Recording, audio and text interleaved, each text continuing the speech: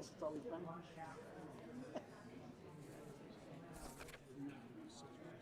Yeah, it's not like we did it as soon as we just didn't start. Did you guys set a timeline last time for getting that out in paper, or was it right away? Okay. Did you guys set a date to put that out right away? Okay. Yeah, it was right away. Yeah, yeah, All right. yeah. Excellent. I'm all right. And you? Okay, excellent. No, you're good. You're good. 2.5 years in a row. Okay. Culminating in that moment.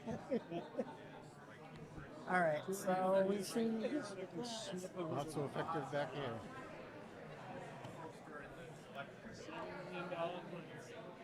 Right. 7.2. Did he give you the mic back? No, or did you not get one? I did. I thought you did. Did you get a mic back for her or no? I thought you did. Did you have a mic back for her or no? I thought you did.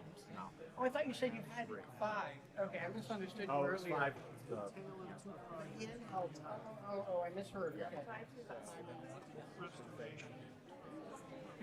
Unless you want to, Pay a select board member for. Well, what's birthday? Yes. Boosty. Big. They were kind of able to hear you. They were really good people, and I just asked them run rate. Speaking like. Okay. I was going to at one point, but gotcha. Thank you. I gotta go. I didn't get it. Huh? Yeah. Yep. Yep. Yeah. It's all fun and games. Until it's not.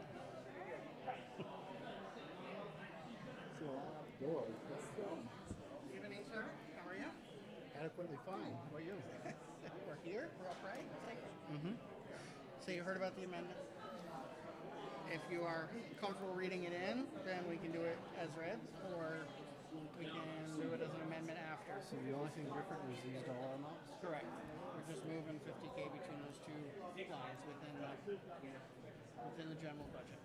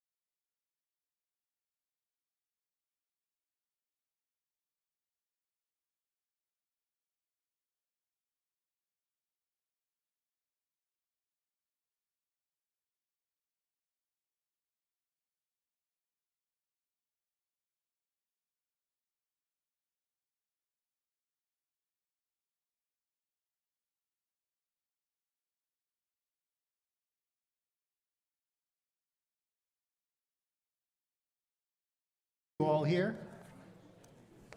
Oh, that's so perfect. And it's so small. It's just right.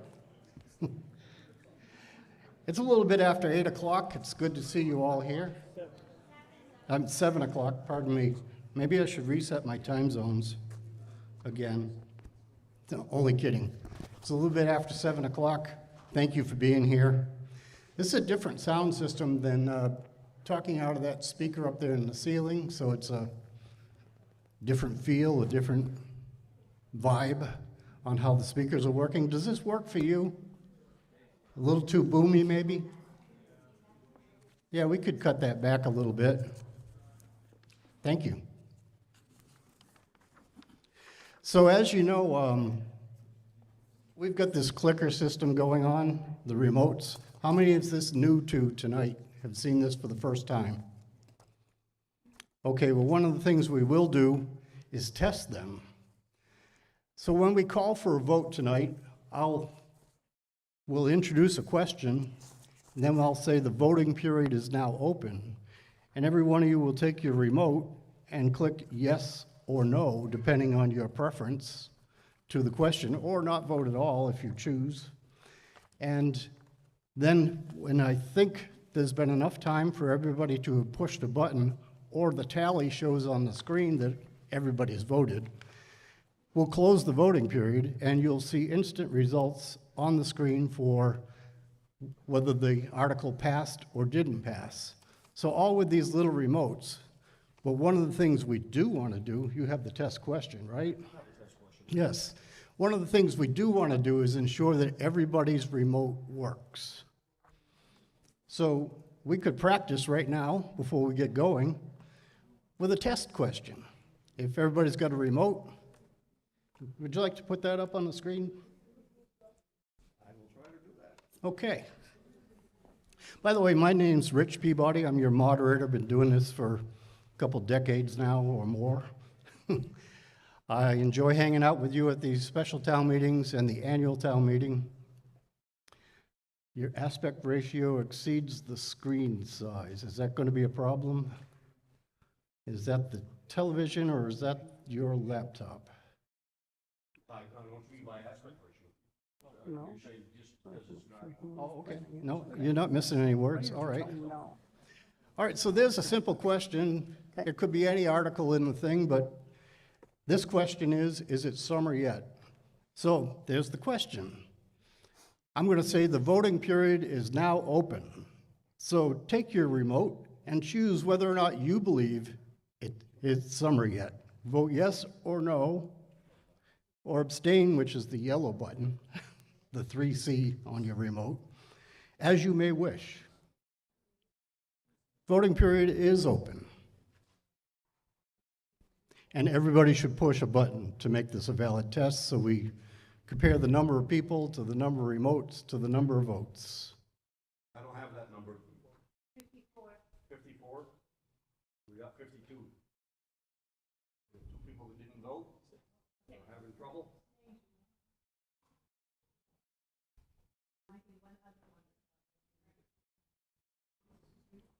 But they should say okay. They should say okay if they're working. Oh yeah, so your screen, if you voted, should give you a response saying okay on it, the little screen. If your vote did not give you a response okay, your remote has a problem and you can swap it out for another remote. Okay, we got 54 now, so we're good. Excellent. So 54 people have registered to come in. We have 54 votes on the screen. That's a good thing. All right, so that's how this works. It's pretty simple. It takes a lot of that walking around and counting, or I want to call for a paper ballot. It takes all that out of the equation. You vote your conscience on the remote. You see the results instantly, and we move on to the next question. So with that, would you like to do another test question just quickly so we can verify that we're all set? No? No? Okay, we're good.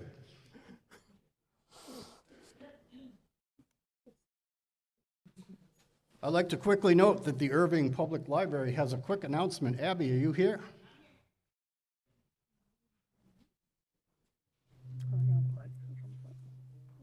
And this is a good way to test this microphone. And one of the cues about this when using a microphone is the closer you get, the better the people hear you. Can you hear me? Great. My name's Abby Baines. I am not a resident of Erving, but I am your library director. And I'm inviting you tonight to make your voice heard by taking our community survey. We've talked to many of you on the way in, and we appreciate your time and appreciate you sharing this with your fellow residents and non-residents who come to town and want to share their opinion about the wonderful Erving Library. Your feedback helps us improve the things you can borrow, the spaces you can use, community events, and how librarians can help you. And it is going to guide our strategic planning for the next 5 years. A little bit of facts here. Over the past 2 years, the number of programs and events we offer has gone up 20%. Building visitors have gone up 35%, and reference questions have gone up 55%. Library staff and trustees want to make sure that the library services meet the expectations of Erving residents and taxpayers, so your filling out the community survey will help us do that. You can take the survey tonight on that piece of paper that we gave you.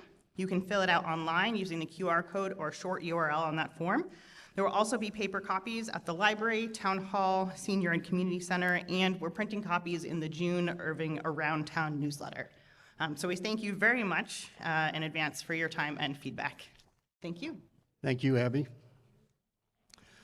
All right, we have a town meeting to get on with, so I'm going to start off our official proceedings as so. Commonwealth of Massachusetts, Franklin SS, Town of Erving Constables, Town Clerk, and Administrative Assistant. In the name of the Commonwealth of Massachusetts, you are directed to notify and warn the said inhabitants qualified to vote in town affairs to meet in the Erving Elementary School located at 28 Northfield Road, Erving, Massachusetts, zip code 01344 on Wednesday, May 13th, 2026 at 7 o'clock p.m. Then and there to vote on the following articles, and they are listed in your handout warrant as Articles 1 through 34. In addition, you are hereby directed to serve the above warrant and to post attested copies as directed by vote of the town at least 7 days before said meeting. Fail not and make due return of this warrant with your doings thereon to the town clerk for the day of said meeting, given under our hands this 13th day of April 2026, signed by the Erving Select Board. The copies were posted up in this certification, Commonwealth of Massachusetts, Franklin SS, Town of Erving. I have served the above warrant by posting attested copies as directed by vote of the town at least 7 days before the time of holding said meeting, and it is signed by Richard Newton, our town clerk, as is directed by law. With that, I declare our town meeting to be open. I thank you for coming here, and I ask you to please rise and take this privilege and opportunity to pledge allegiance to our flag and country. I pledge allegiance to the flag of the United States of America and to the republic for which it stands, one nation, under God, indivisible, with liberty and justice for all. Thank you very much. I have a quick motion to make. It's become a standard motion for us. It helps us speed things along since you all have the printed warrant in front of you. I move that reading of all articles be waived and that prior to the reading of a motion under the article, the moderator briefly summarize the content of the article to be considered, and further, that unless objection is raised, the reading of the detailed motions be waived where the article as printed can, in the opinion of the moderator, be incorporated by reference in any motion presented. I need a motion to accept. Thank you very much. We have a motion and a second putting this procedural motion in front of us. Do you have a slide for that? I do. You keep going off. The voting on this procedural motion, it's something we do all the time. Are there any questions? No questions appearing. The voting period for this motion is open. Please register your vote now.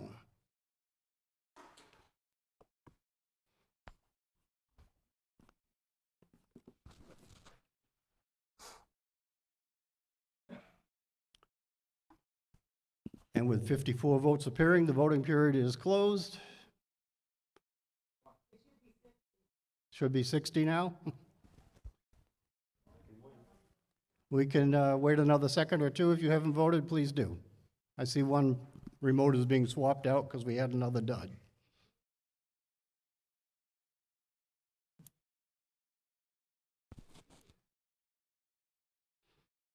Did everybody vote?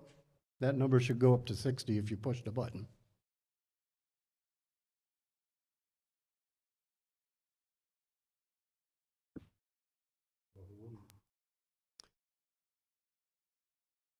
All right, so since we didn't get to 60, somebody's remote is either not working or somebody chose not to push a button. Let's try this again, just to be sure everybody's remotes are working, okay?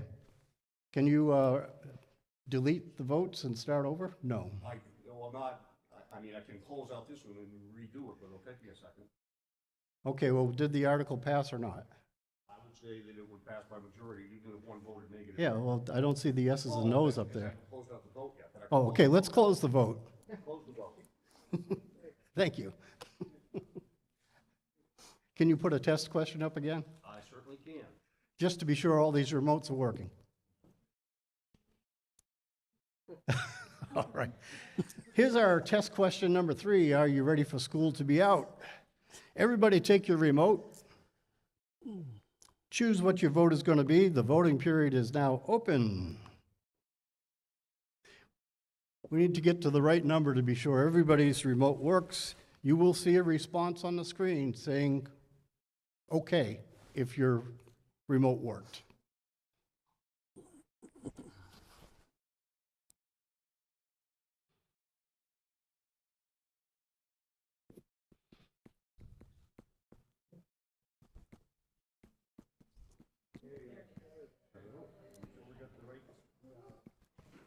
Okay, we got it, okay. Good, thank you. Thank you for playing the game.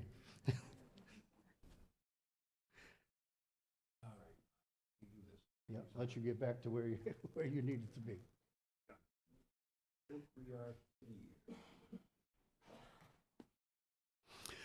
All right, so we're back on track. Article 1, it's, So procedural vote? I thought we were redoing that. oh, you want to redo that? I thought that's what you wanted, because the other one, you know, it's up to you. It passed. I would say so. All right. Yeah, it passed. There was no way it was going to fail with those numbers.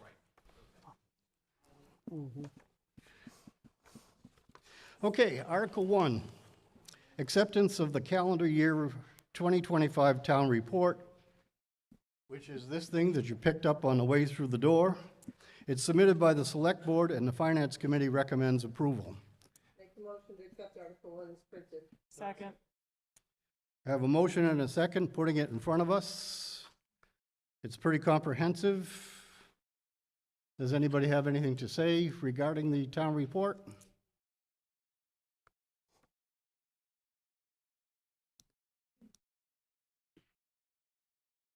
No? Okay.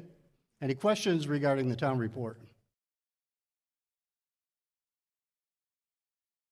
With no questions appearing, all those in favor of Article 1, please signify by, well, take your remote and vote. The voting period is now open.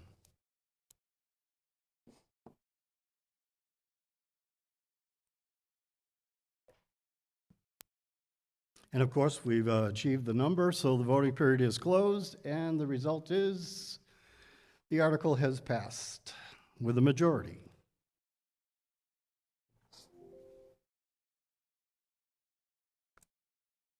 Article 2, it's appropriate for FY 2025 expenses, $147.90 from the FY 2026 Wastewater Enterprise Fund. It's submitted by the Town Administrator, and the Finance Committee recommends approval. Make the motion to accept Article 2 as printed. Motion and a second puts it in front of us. Are there any questions? With no questions appearing, I open the voting period for that question, and please register your vote.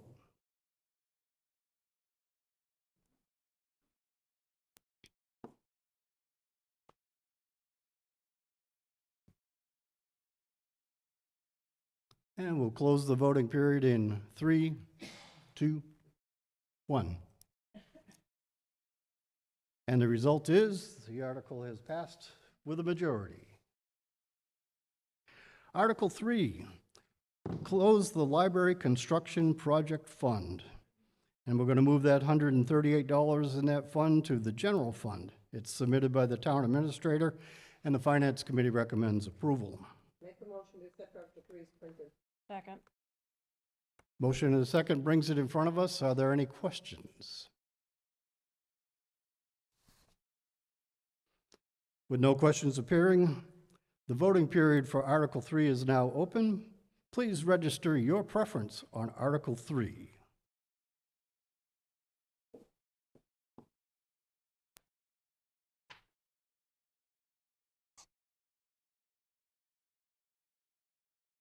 And with 60 votes in, the voting period is closed, and our results are Article 3 is passed with a majority. Article 4, appropriation for special revenues funds. There's $668,490.06. We're going to take from free cash and move it to this special revenue fund for the CARES Act. And then another $990.52 from the wastewater enterprise fund that will also go to this special revenue fund. Submitted by the town administrator, and the finance committee recommends approval. Make a motion to accept Article 4 as printed. Motion and a second, putting it in front of us for anyone who has questions, concerns, or wishes for an explanation.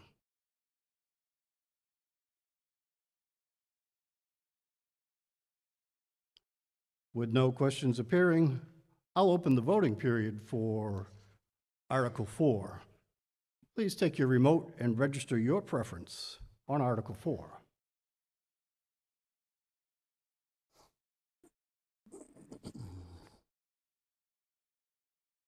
And we'll bring the voting period to a close in 3, 2, 1.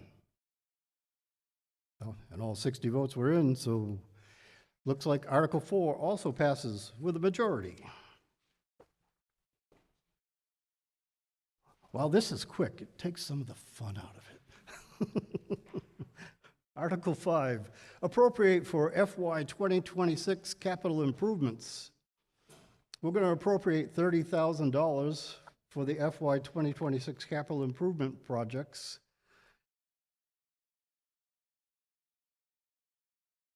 It's submitted by the Select Board. The Capital Planning Committee recommends approval, as well as the Finance Committee. Make a motion to accept Article 5 as printed. Second. Questions on this?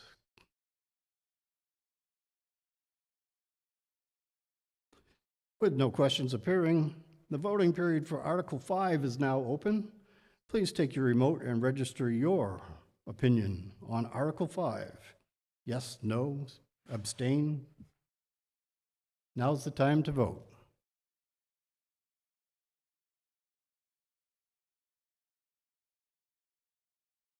And we'll bring the voting period to a close in 3, 2, 1. Article 5 has passed with a majority. Article 6 is the authorization to apply for federal and state grants. We authorize the Select Board to apply for federal and state grants as they may need or as the requirement may come up.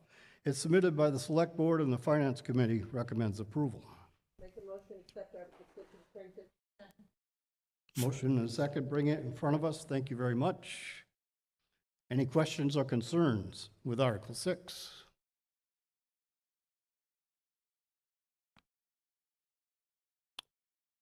With no questions, all those in favor of Article 6, please take your remote. The voting period is now open. Please register your opinion on Article 6. Yes, no, abstain.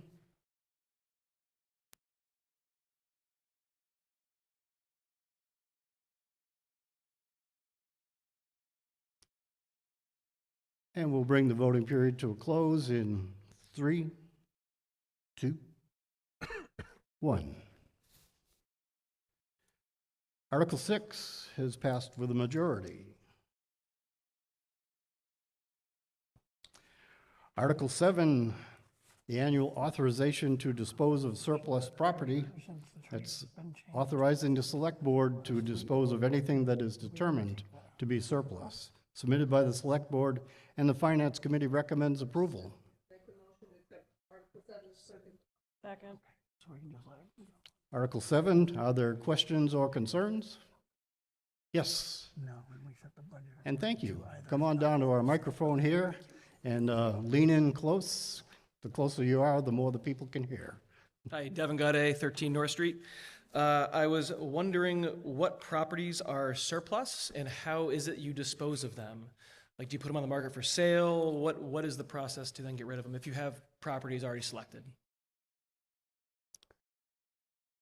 Sure, so it depends on what it is. We had some earlier tonight, for example, and it was equipment that was end of useful life generally. Sometimes it's equipment that we have replaced for other reasons, and we have a surplus property policy that we follow, which includes 3 reads at a select board meeting before we make a determination or more. And at that time, we usually take the advice of the department recommending surplus, as well as other input on whether we should put it out to bid, offer it to other towns once we've already checked with other departments, or if it is of no useful life left and needs to be scrapped or disposed of. Okay, so this is physical equipment, not necessarily real estate property. Correct. Okay, thanks. Yep. Usually that's what we deal with most of the time. Okay, good question. Thank you for the answer. Are there further questions? With no questions appearing, the voting period on Article 7 is now open. Please signify your preference on Article number 7.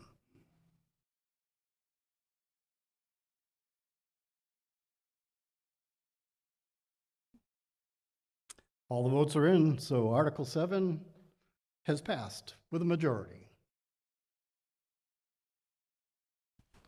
Article 8, authorization to enter into compensating balance agreements. It authorizes the treasurer and collector to enter into such agreements according to Massachusetts general law. It's submitted by the Select Board and the Finance Committee recommends approval. Make the motion to accept Article 8 as printed. Second. Motion and a second brings it in front of us. Yes, Jackie? Should it say fiscal year 27 and not 26? Yes. Is that an amendment? Yeah, I would like to make both. Can I withdraw my motion, the second withdraw there? I withdraw my. Or no, do I still have to make an amendment? I'd like you to propose an amendment. There we go. Sure.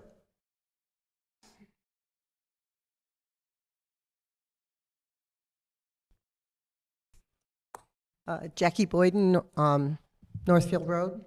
I make amendment to Article 8, where it says fiscal year 26 to say fiscal year 27. Motion and a second puts it in front of us to change fiscal year 2026 to fiscal year 2027, which would be the correct wording for that article.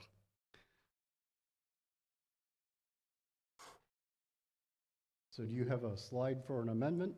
Did I not, maybe it doesn't fit all on there, but it says I put amendment on the end of it. I copied it and put an amendment on the end of it, but I guess it's just too long. I can edit that again. We're testing the system here. Which is part of why I wanted Jackie to do an amendment. I just say this Article 8 amendment. That might be easier.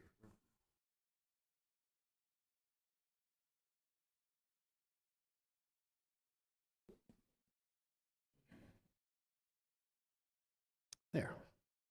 All right, so is there any discussion on the amendment before I call for a vote on the amendment? No discussion? All those in favor of amending Article 8 to express fiscal year 2027, please take your remote and express your preference on amending Article 8.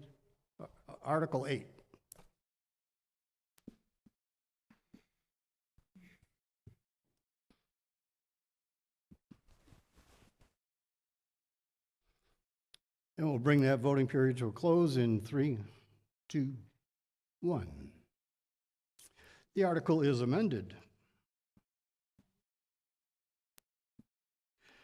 All right, now the amended Article 8 is in front of us for consideration. Are there further questions or concerns with the amended Article 8? With none appearing, The voting period for the amended Article 8 is open. Please signify your preference.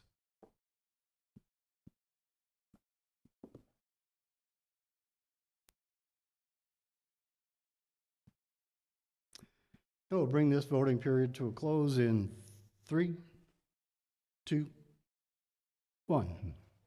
All 60 votes are in, and the amended Article 8 has passed with a majority.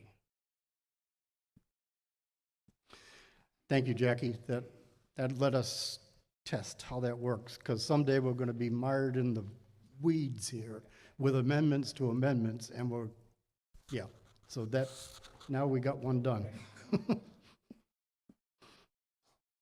All right, I'm going to backtrack just a little bit because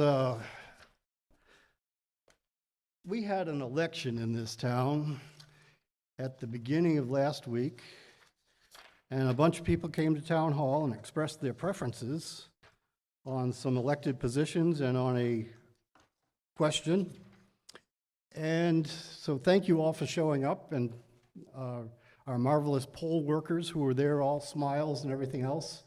I managed to schedule my work travel so I could go with my lovely wife and vote and then hightail it to the airport.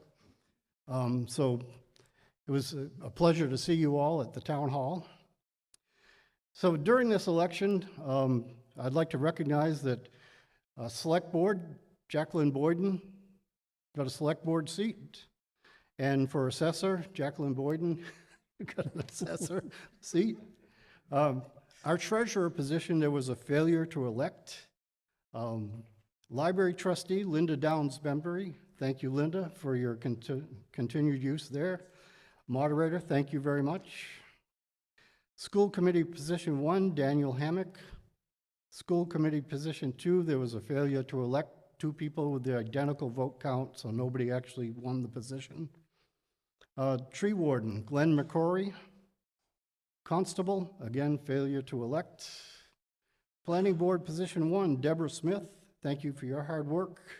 Planning board position 2, Laura Bazzaio. Recreation commission position 1, Catherine Gaudette.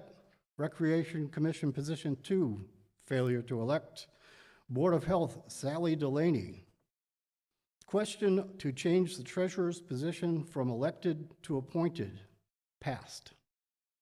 So that's what happened with our election the other day. You all exercised your rights to come and vote and choose and do that kind of thing here. I'd like to congratulate the people who got elected, and I'd like to congratulate all of you for showing up at the polls and doing the most American thing there is, showing up to vote. And let's keep that in mind as we move forward this year, showing up to vote. Thank you very much.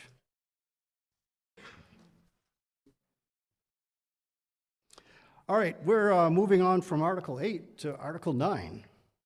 Article 9 is the fiscal year 2027 general operating budget in the amount of $8,105,149.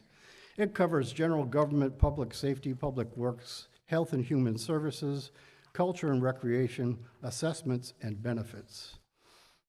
Submitted by the Select Board, and the Finance Committee recommends approval. Make a motion to accept Article 9 as printed.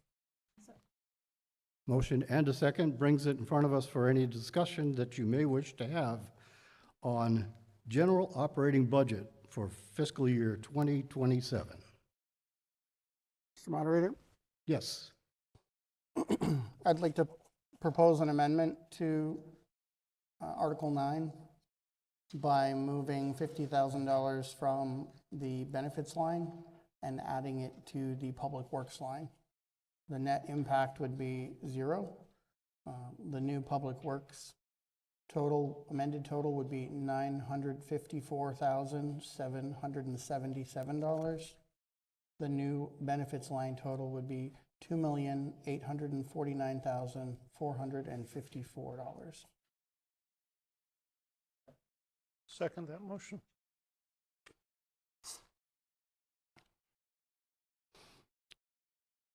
So moving $50,000 from one line item to the other line item changing Health and Human Services to a grand total of $954,777, and the benefits totaled to $2,849,454. That was Public Works, not Health and Human Services for the first one. Oh, Public Works line. Thank you very much. So line number 3, Public Works, $954,777. Line number 7, Benefits, $2,849,454. All right, that's an amendment being proposed to alter those 2 line items. Is there any question on the amendment?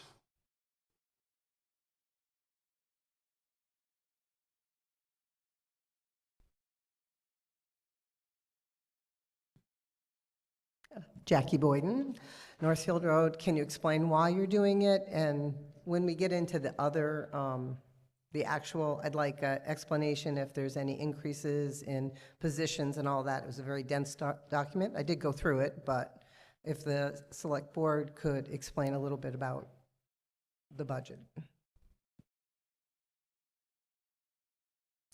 So the proposed amendment shifting that funding based on the health care cost changes and the budget needs, we honed in on that number being slightly lower, and to move it to Public Works to be able to backfill a vacancy in that department. So just to get the funding to the right level to do that. And the majority of the joint meeting of Finance and the Select Board felt that that was reasonable with the funds that we have planned.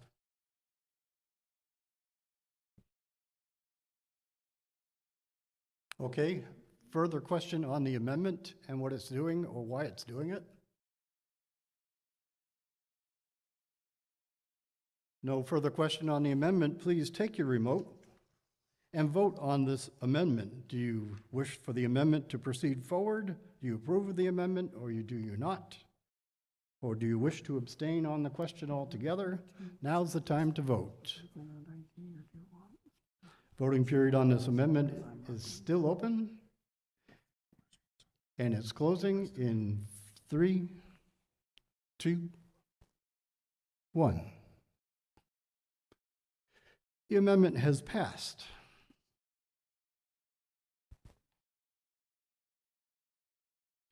All right, so now we have the amended Article 8 for the general operating budget with those new totals for those 2 lines. Article 9, thank you very much.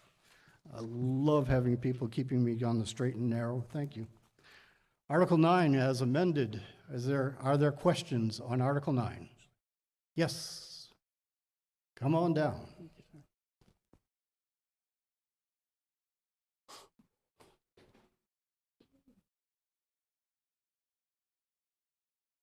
And happy to have you here.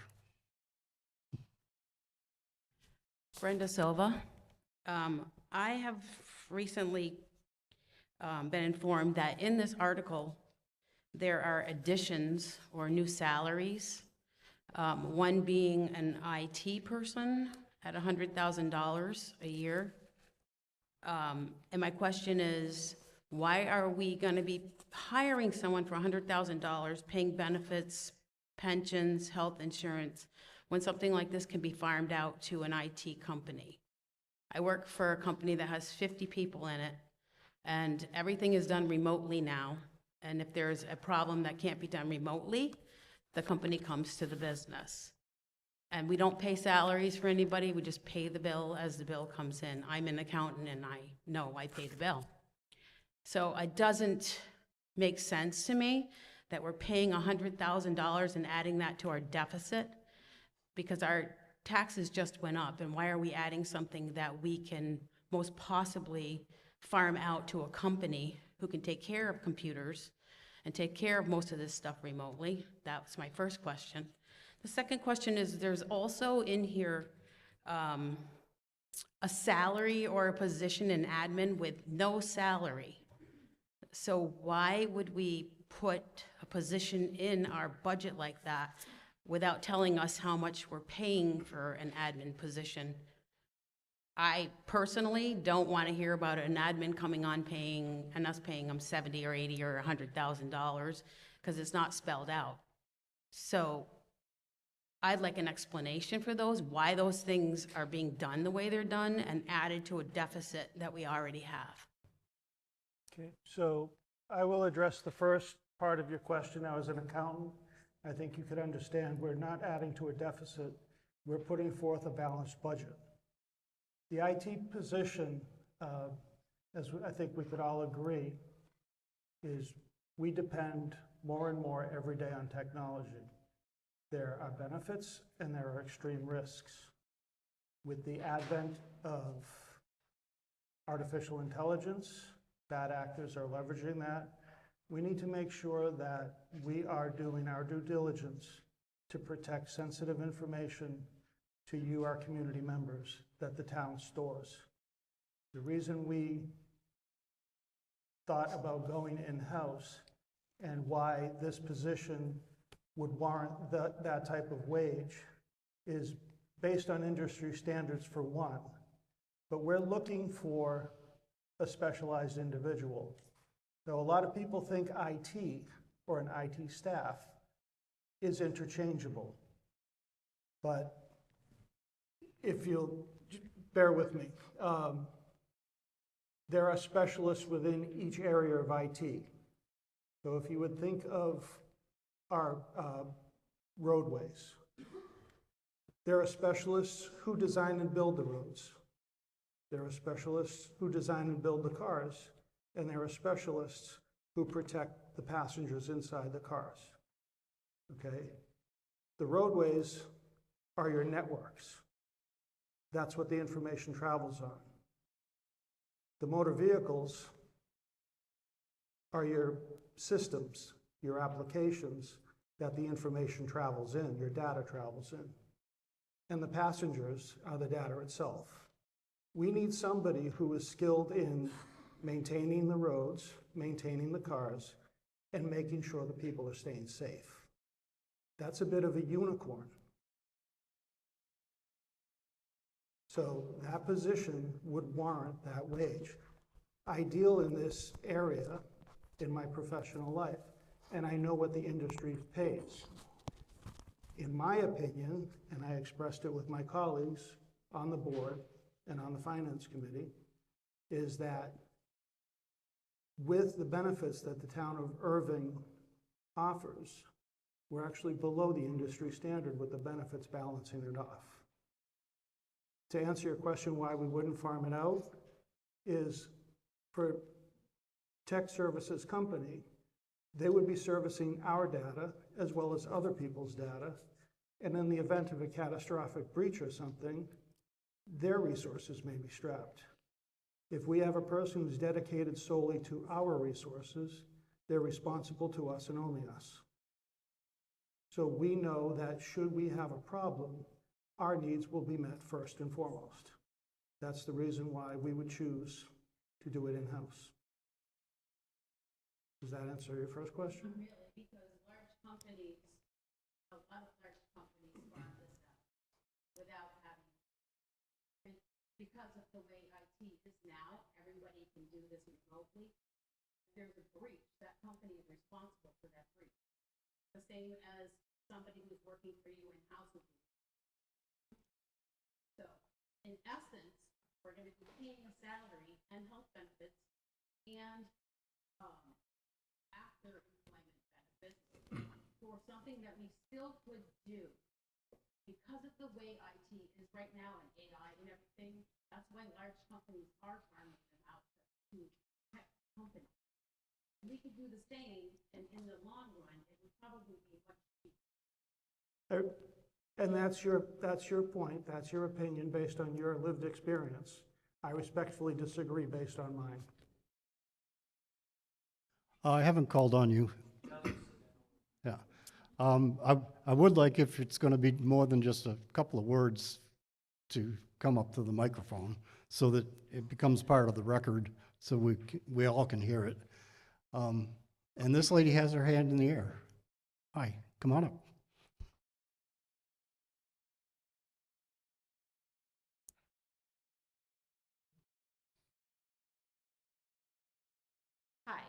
Holly Fitzpatrick, 108 Northfield Road. I've been an IT professional for 45 years.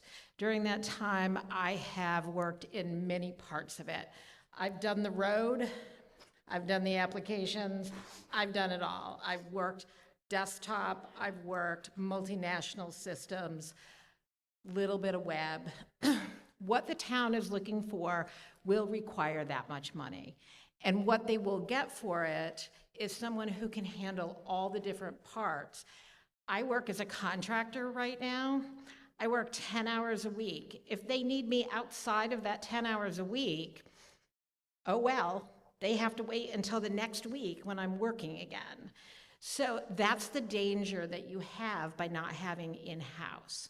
There's not always somebody, A, who knows your business, B, has any loyalty to you, and C, is not necessarily available. Thank you. Thank you for your input, and I'll take your input now. Thank you. Two questions. The first one is this job a salary or hourly, projected to be $100,000 a year? Salary position. Salary position, okay. And the second question is this one that you are, is it a position you're essentially turning our current IT role into? Are we going to maintain the current IT role that we have, or is this job going to be given to the current IT role?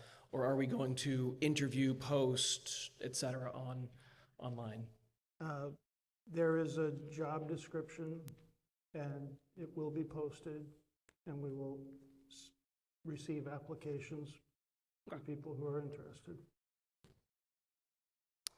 Thank you for those questions. Okay, so further questions on Article 9? Yes, sir.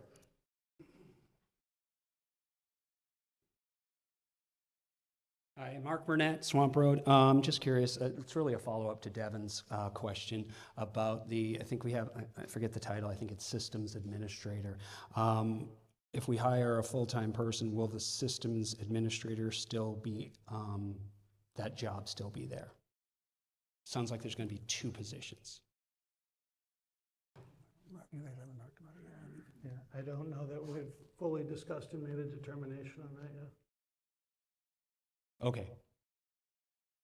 Okay, okay, that seems like that would be something we would decide before we would vote, in my opinion. They have a different opinion, but potentially, so this will be $150,000 for two IT professionals currently. I think that's how it is in the budget book, and I may be wrong with that. I'm not, okay, thank you. Nice follow-up. All right, further question and or comment on the amended Article 9?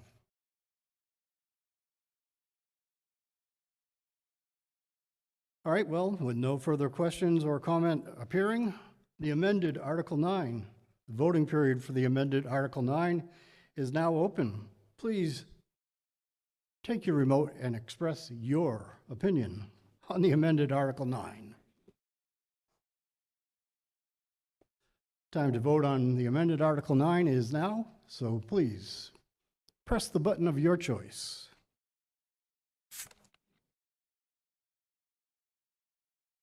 And the voting period will begin to end in 3, 2, 1.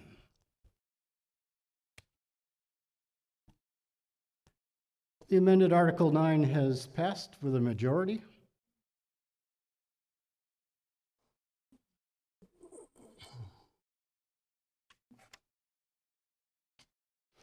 But I would like to note 41 yeses, 17 noes, and 1 abstain. Those 17 noes are making a statement that I believe should be heard.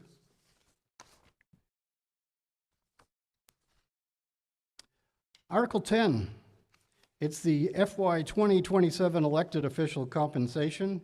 There's $162,360.50. It covers a wide variety of people. You see their positions listed in the article. It's submitted by the Select Board, and the Finance Committee recommends approval. Make a motion to accept Article 10 as printed. Motion and a second brings it in front of us. Are there any questions? Yes, there's one right there already. Hi, Jackie.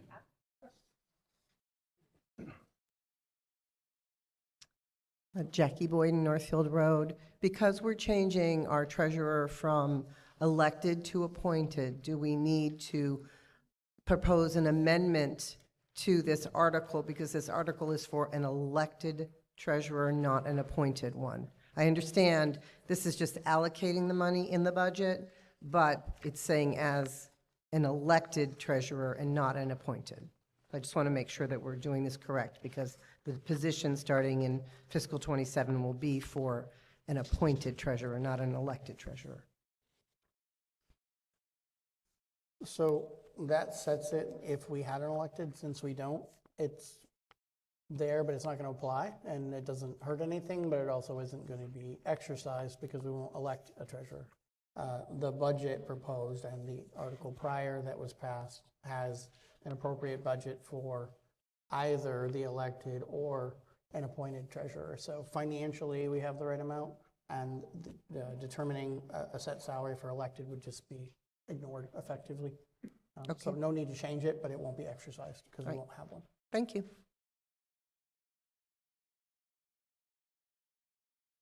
All right, good question. Thank you for the explanation. Are there further questions? All right, Article 10, please take your remote and express your opinion on Article 10. Is it yes, no, or abstain? The voting period is now open for Article 10.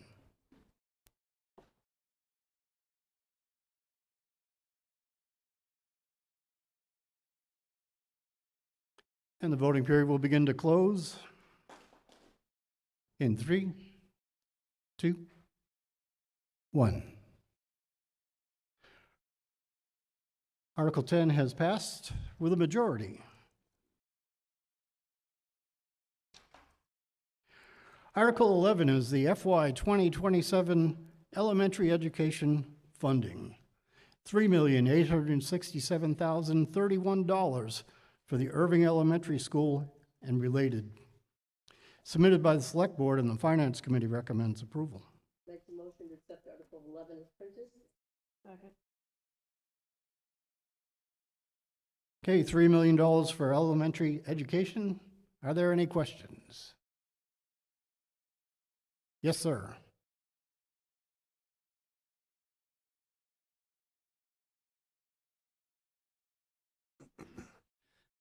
Devin Gaudette, North Street.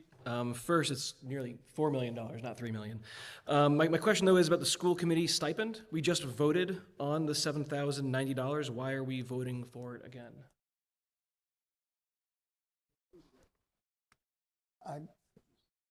If you look, school committee showed 70-90 already. The school committee respond to that if they want, or I can, since it's procedural.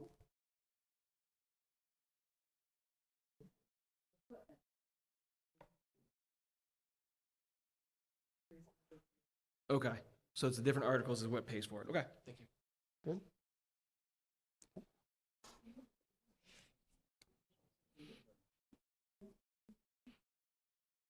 All right. Further question and or concern with Article 11?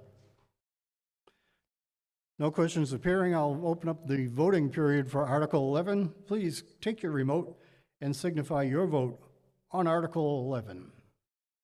Voting period is open on Article 11.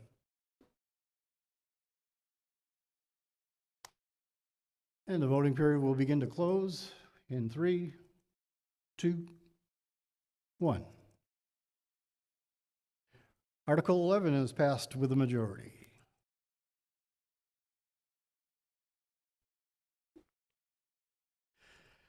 Article 12 is the FY 2027 secondary education funding in the amount of $1,288,622. It's submitted by the Select Board, and the Finance Committee recommends approval. Make the motion to accept Article 12 as printed. Second. Motion and a second brings that into focus for our consideration. Any questions on the secondary education funding?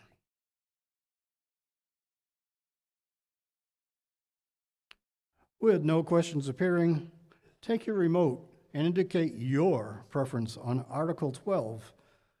The voting period is open.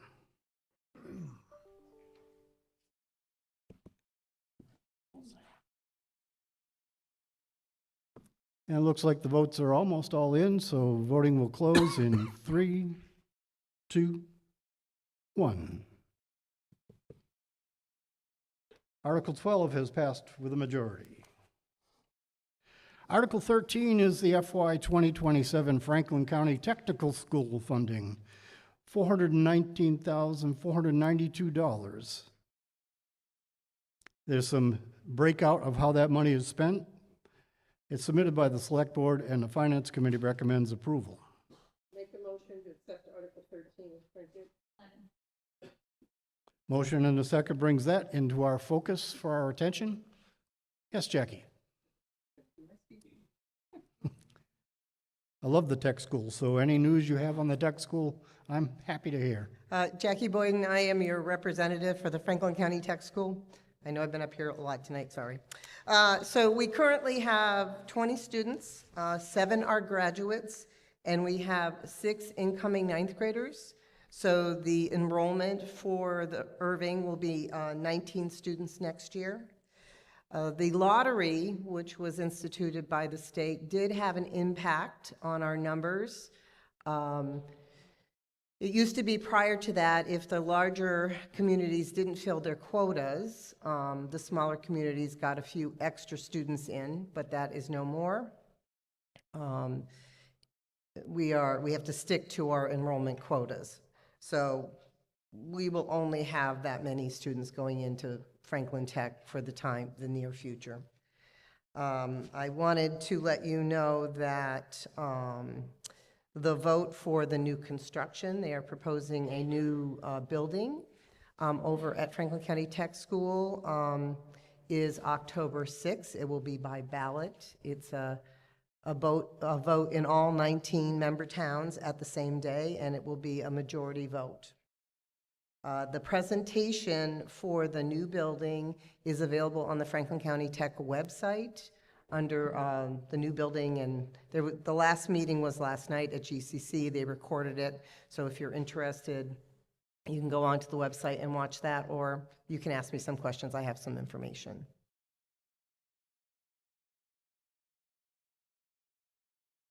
Thank you, Jackie. Okay, Article 13, further questions, commentary? With none appearing, Article 13, please take your remote. The voting period is now open. Register your vote on Article 13.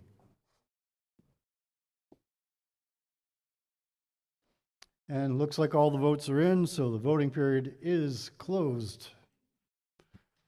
Article 13 has passed for the majority. Article 14 is the Water Department Enterprise Fund, $118,024 for the Water Enterprise Fund, with money to be raised from receipts and revenues. As a breakdown of some of that estimated revenue and proposed expenditures, it's submitted by the Select Board. The Finance Committee recommends approval, as well as the Capital Planning Committee. Make a motion to accept Article 14 as printed.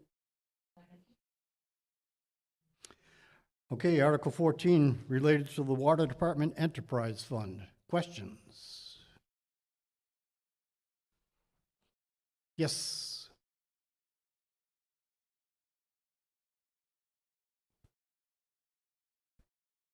Water's my favorite thing.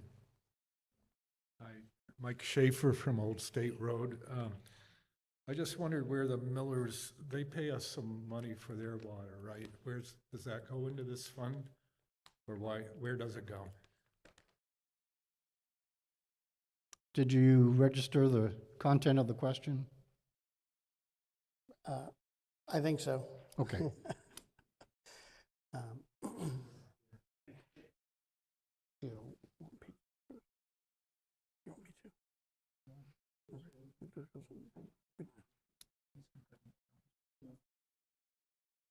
Oh, thank you, 'cause now I am. We don't receive any funding from Montague for water.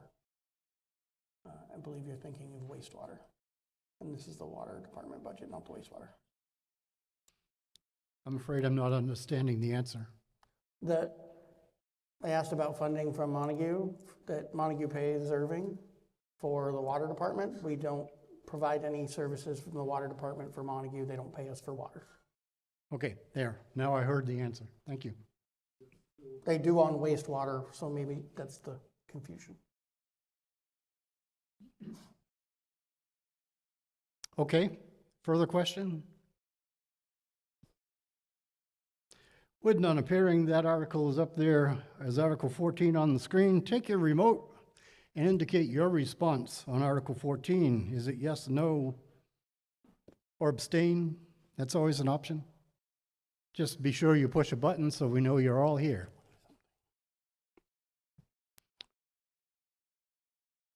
Looks like all the votes are in, so the voting period is closed. And Article 14 passes with a majority. Article 15 is similarly about water, but it's the wastewater department enterprise fund. $1,160,441 for the fiscal year 2027 wastewater. There's a breakout of Town of Montague and Town of Erving. Portions of that is submitted by the Select Board, and the Finance Committee recommends approval, as well as the Capital Planning Committee. Make a motion to accept Article 15 as printed. This motion and second puts it in front of us to talk about wastewater if you were so inclined.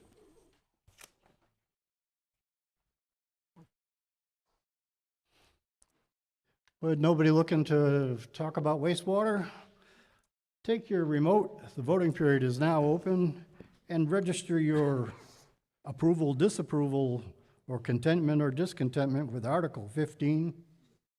Yes, no, maybe, abstain.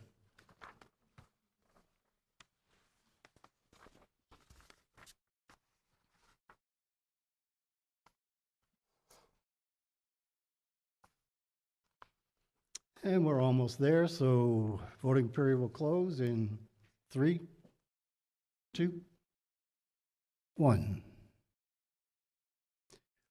Article 15 has passed with a majority. Article 16 is the appropriation for FY 2027 other post-employment benefits. $400,000 for this OPEB, Other Post-Employment Benefits Fund, submitted by the Select Board, and the Finance Committee recommends approval. Make a motion to accept Article 16 as printed. Second. Thank you very much for the motion and the second. Questions, concerns, conversation on Article 16?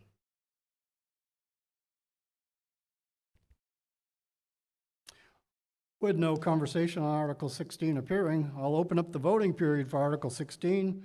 Please register your opinion on Article 16. Voting period is open for Article 16.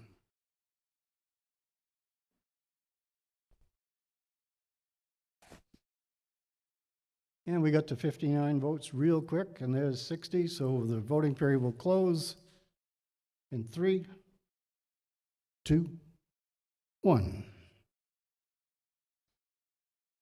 And Article 16 has passed with a majority. Article 17 is the continuing annual appropriations. These are articles that would have been separate votes, taking up all kinds of time at an annual town meeting. We've grouped them. There's $153,000 of them, all listed right here. It's submitted by the Select Board, and the Finance Committee recommends approval. Make a motion to accept Article 17 as printed. Motion and a second puts these grouped articles in front of us for our consideration. If you have a question on any one of those line items, I'd gladly entertain it. Yes.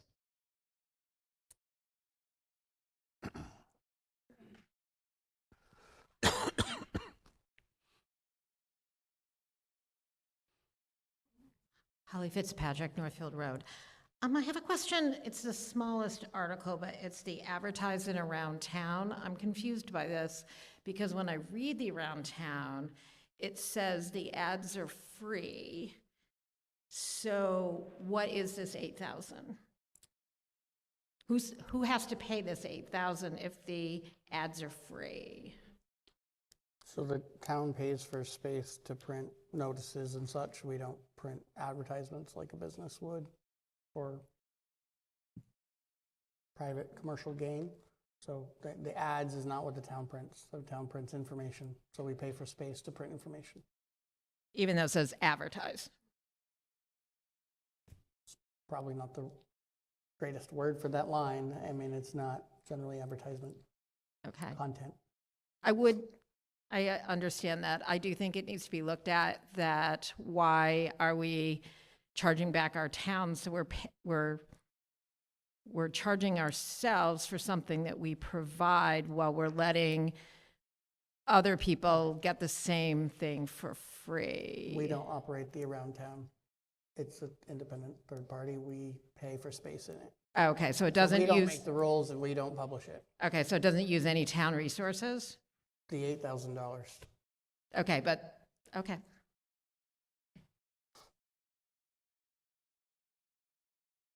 Yep, an interesting nuance. Further question on this grouped series of items in Article 17? With no questions appearing, please take your remote. The voting period is open for Article 17. Register your opinion for Article 17.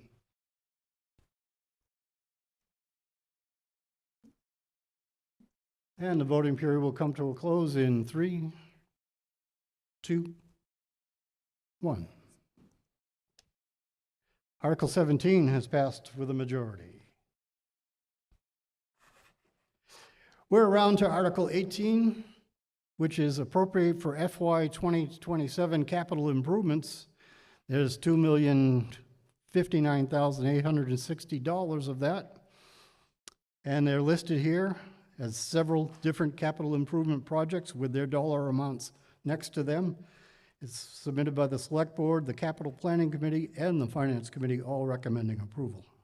Make a motion to accept Article 18 as printed. Second. Motion and a second brings that in front of us. Do you have questions on any of these individual items or the grouped article itself? Yes, sir.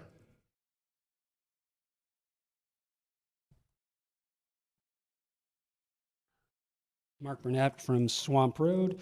I am asking about the first line item, the IP mill redevelopment. I'm just curious what that $600,000 is for.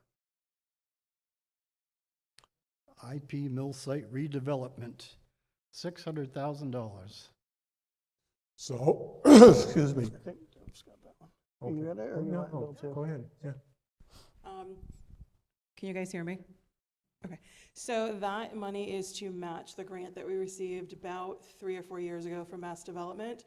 And the hope is that that will give us enough funding to do some selective demolition at the site. Okay. Can it be used for other things, or that's the specific? It has to be used for that probably if it's matching the other, I'm guessing. I see Brian shaking his, okay. So it's for some demolition. Okay, thank you.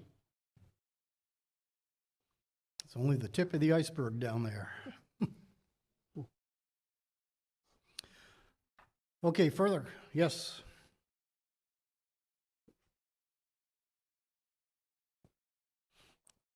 Good choice of shoes with all the traveling. Yeah, thank you. Sorry for so many questions.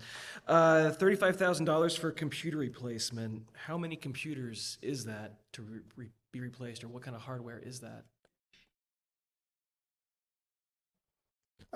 That's approximately somewhere between 12 and 18 devices, and we replace the primary computers for the various groups on a cycle. So that's a continuing replacement cycle. Okay. And is that a standard price, about $2,000 a computer? It depends on what the requirements are for the devices. but for the life cycle that we use them, we're not purchasing lightweight, home use machines. You're not, or you are, sorry? We are not. You're not. They're Okay. business grade devices. Okay.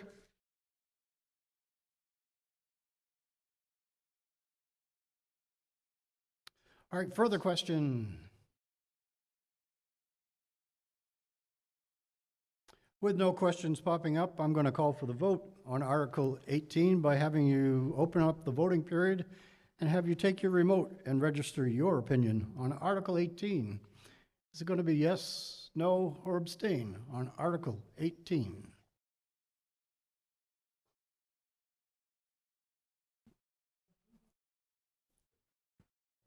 And as the numbers climb up, we're almost to 60, so there they are. So voting period is closing in 3, 2, 1.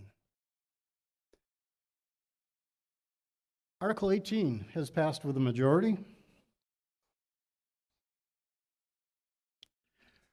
Article 19, appropriate for the fiscal year 2027 wastewater capital projects, $147,200. This is the plant number 1 improvements submitted by the Select Board. Capital Planning Committee recommends approval, as well as the Finance Committee. Make the motion to accept Article 19 as printed. Motion and a second brings this up. Going to do some improvements at the wastewater treatment plant? Yes.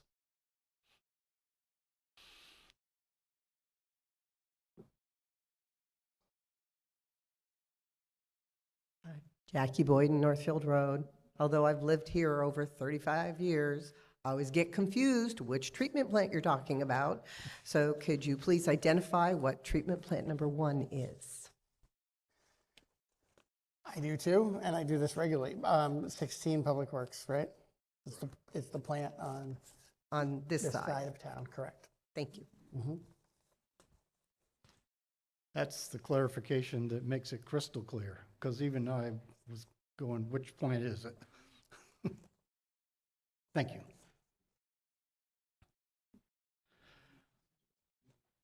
All right, so any further questions on Article 19?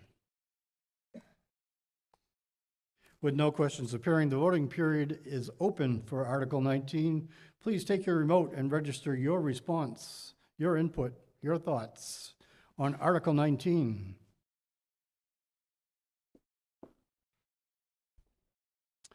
And yeah, so there you go. Touch that TV screen. Don't let that thing go dark.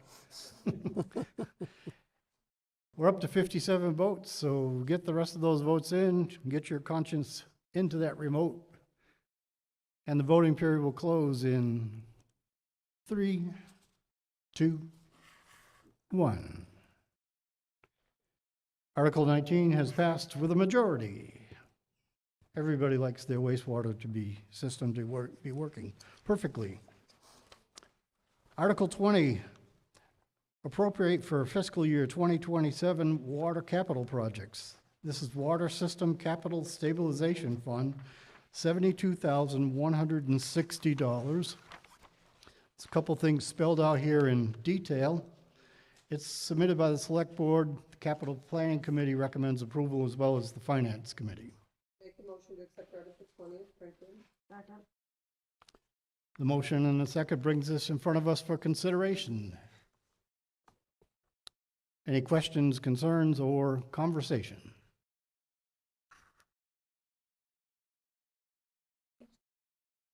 With no questions occurring, please take your remote. The voting period is open for Article 20. Please give us your input on Article 20.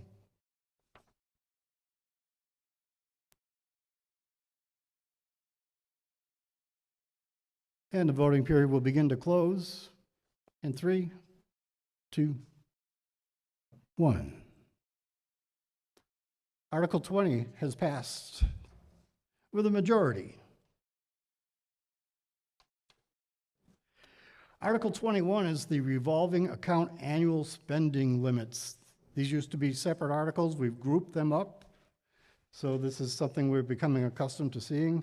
Fiscal year 2027 revolving funds, Council of Aging, Board of Library Trustees, Select Board. Submitted by the Select Board, the Finance Committee recommends approval. Make a motion to accept Article 21 as printed. Any questions on what this does for us? Yes.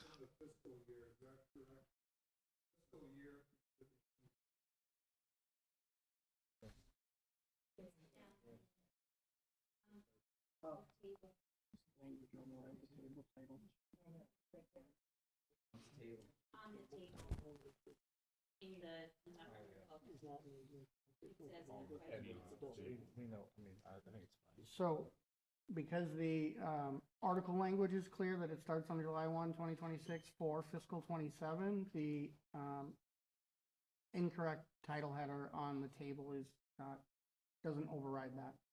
So it doesn't need to be amended. It is incorrect, it should be FY 27, but it doesn't need to be amended.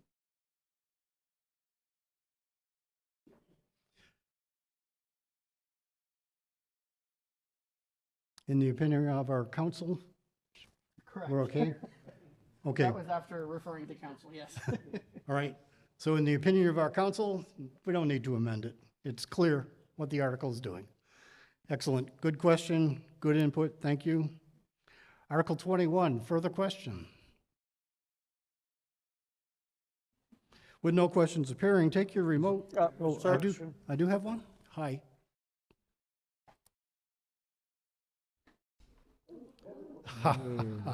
This Well, that has stayed happened on at before. least. This has happened before.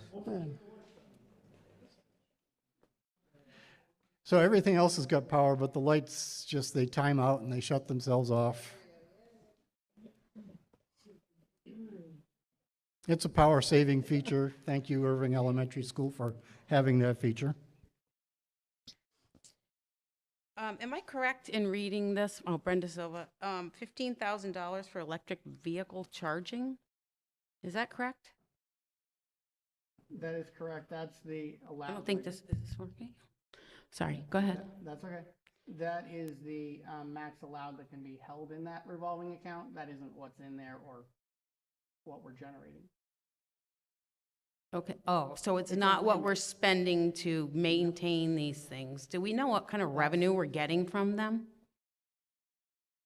We do. I have to look it up, but we could get it for you. It's the max allowed to be held in there from receipts, so from people paying. It's not how much is, or it's just a cap on how much can go in there.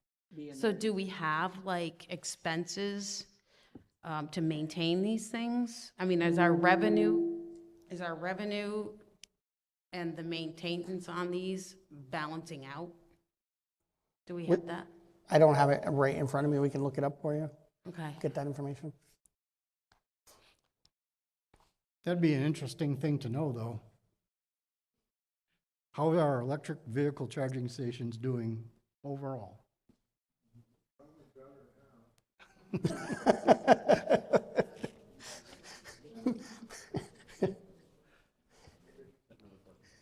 We've got another question out there? Did somebody have their hand up? Hi.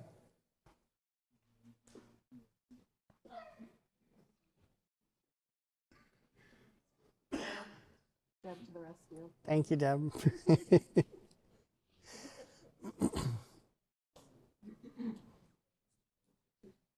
Hi, I'm Debbie Merrill from North Street, and I'm also town accountant. And I brought one of my reports with me just in case something came up that I didn't expect. But the revolving fund for the EV stations is not really making that much money, and it's not really costing that much money either. All right, where am I? Okay, the EV charging stations. In the last fiscal year that ended June 30th, it took in about $16,085, and the expenses were, $1,685, and the expenses were $1,431.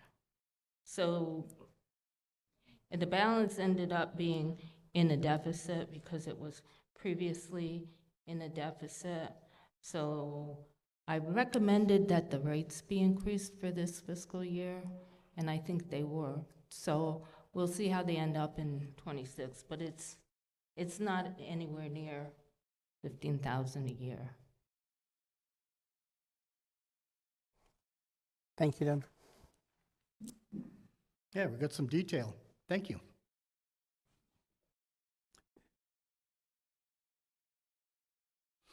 All right, we're still talking about Article 21. Any further discussion? All right, the voting period for Article 21 then is open. Please take your remote and signify your response to Article 21. Will it be yes? Will it be no? Would you abstain? Please express your opinion on Article 21 by voting with your remote.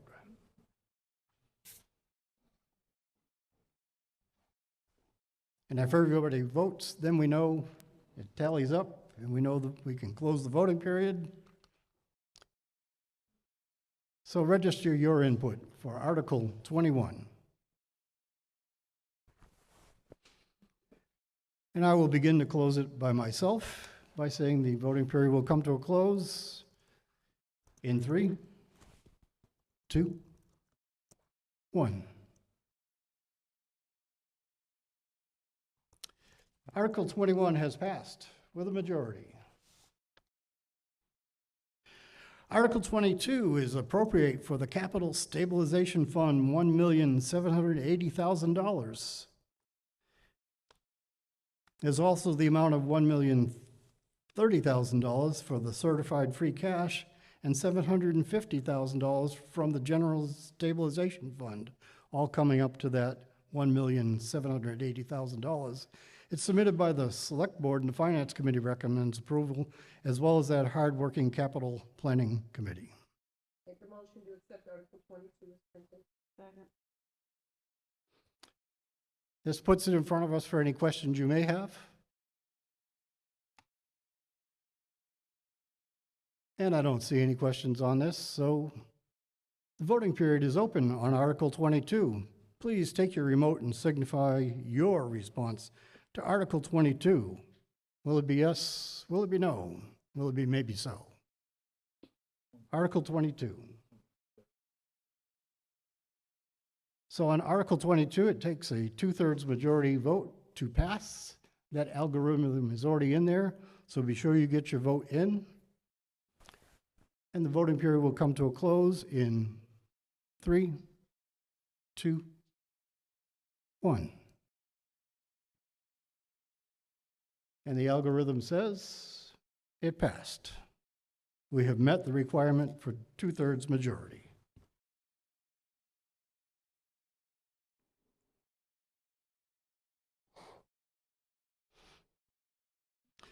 All right, we're down to Article 23, appropriate for the Water System Capital Stabilization Fund.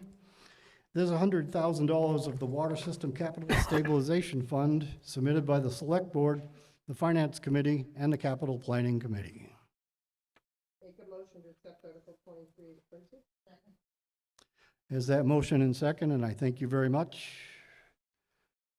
Putting money away for stabilization is always a good idea.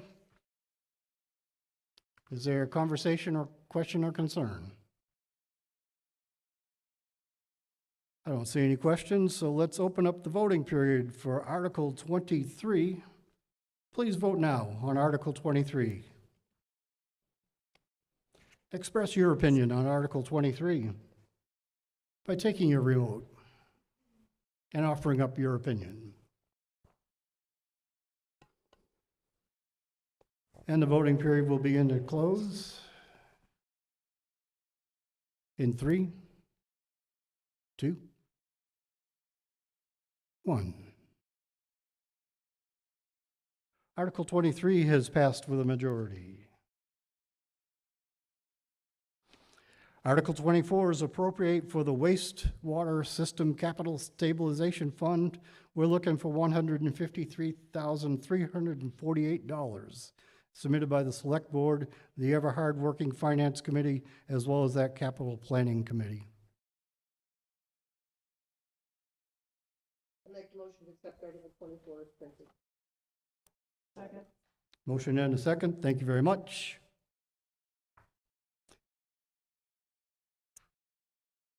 I invite any questions. No questions appearing. Take your remote. The voting period is now open for Article 24. Article 24, please express your input on Article 24. Will this be yes, no, maybe, abstain? Please give us your input on Article 24. And the voting period will begin to close in 3, 2, 1. Article 24 has passed with a majority. Article 25 is the FY 2027 appropriation for the opioid settlement fund use. $20,000 from the opioid settlement stabilization fund, submitted by the Select Board, and the Finance Committee recommends approval. Make a motion to accept Article 25 as printed. Second. Okay, are there any questions on this baby?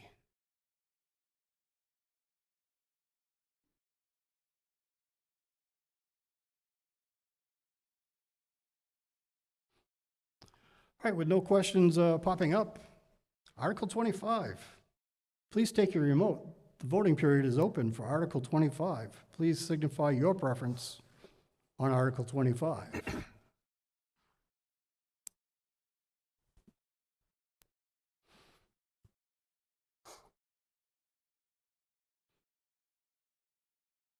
That's right, provide your preference on Article 25. I believe some people have left the room, so that may be all the votes now. I'll say it anyways. The voting period is closing in 3, 2, 1. Article 25 has passed with a majority. Article 26, appropriation for the Community Access Television Service. There's $25,000 in there. It's broken out with a couple of line items. It's submitted by the Select Board, and the Finance Committee recommends approval. Make a motion to accept Article 26 as printed. Second. Anybody have any question, concern, comment, or conversation on the PEG Access Cable Review account?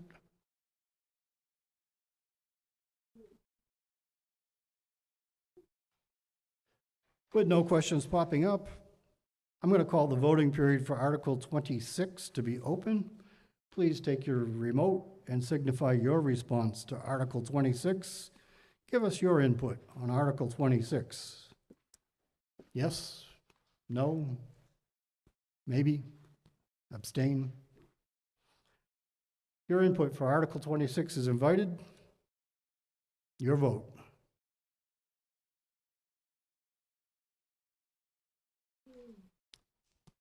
And the voting period is going to close in 3, 2, 1. Article 26 is passed with a majority. We're all the way around to Article 27. It's the authorization to enter into a lease-to-own agreement for Highway Department heavy equipment. Yes, that's right, folks. A 5-wheeled excavator for $49,420, I believe, each year or something like that. It's submitted by the Select Board, and the Capital Planning Committee and Finance Committee recommend approval. Make the motion to accept Article 27 as printed. Second. Questions on this 5-year purchasing agreement for this excavator?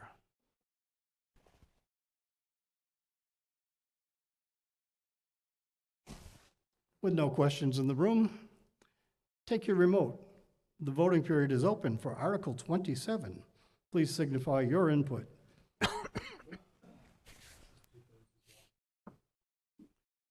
Give us your input on Article 27, which needs a 2/3 majority to pass, but the computer's algorithm is already slated in to figure it out. So give us your input. And the voting period will begin to close. This majority. Yeah. That's the rule that I had in here was majority. Oh, majority? Manually, you think it has to be done. Well, I didn't see the thing in here, so I put it in as majority on the. All right, the voting period is closing in 3, 2, 1.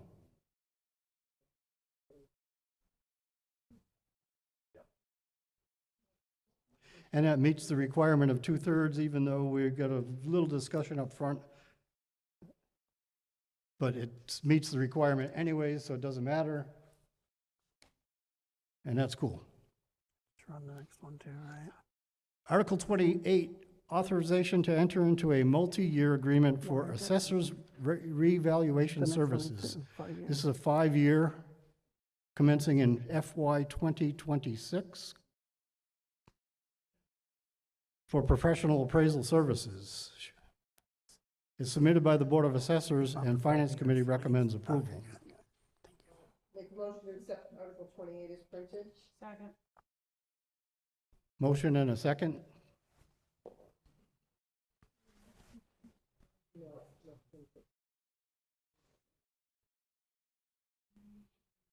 Is that correct with FY 2026 as the words?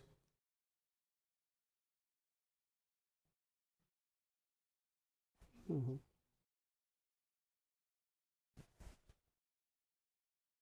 Jackie Boyden, Northfield Road, on the Board of Assessors. I just questioned because it said 26, but the bid is out now, so they'll be signing the contract in fiscal year 26. So even though it's for a fiscal year 27 revaluation, it's still correct. So it's correct as written? It's correct, yes. Okay, thank you.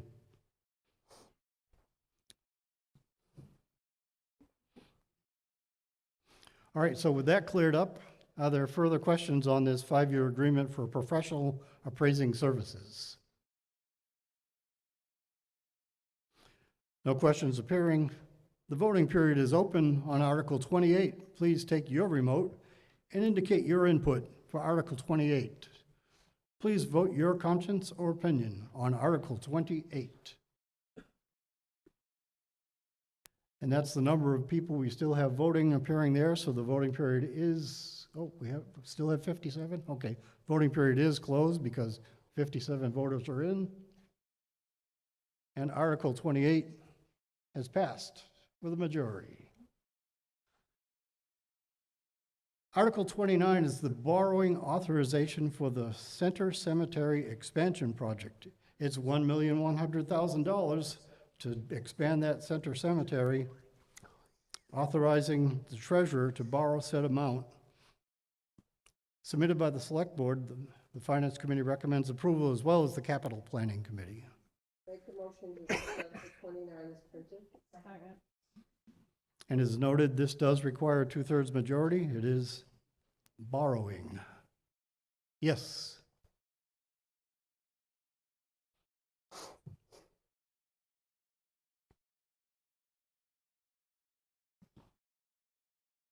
Hi, Mackenzie Bailey, Mountain Road. I have two questions. One, are we required to expand the cemetery? Are we required to have a certain number of plots available for town, for use by whomever?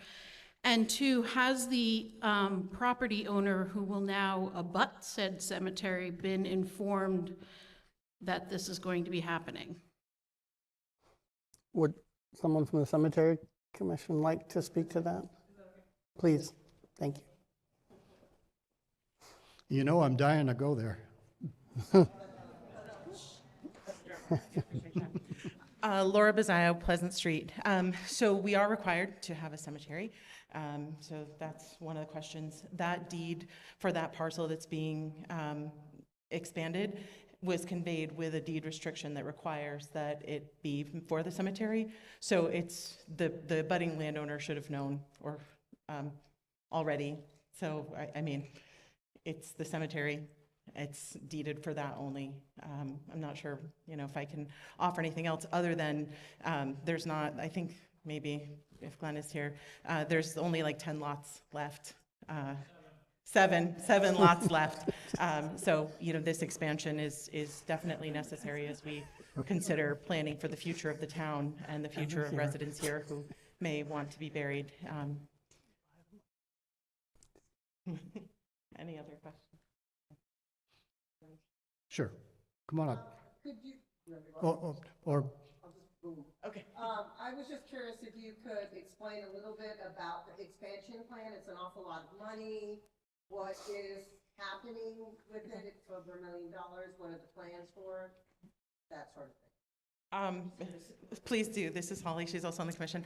And she's braver than I am standing in front of an audience. So what's happening is we've already done some design plans. Originally, we were looking at potentially doing it in phases, but the way that the design looks, it's not feasible to try to phase the project out. It is for, correct me if I'm wrong, 100 additional lots with columbarium also, which columbarium and green burial.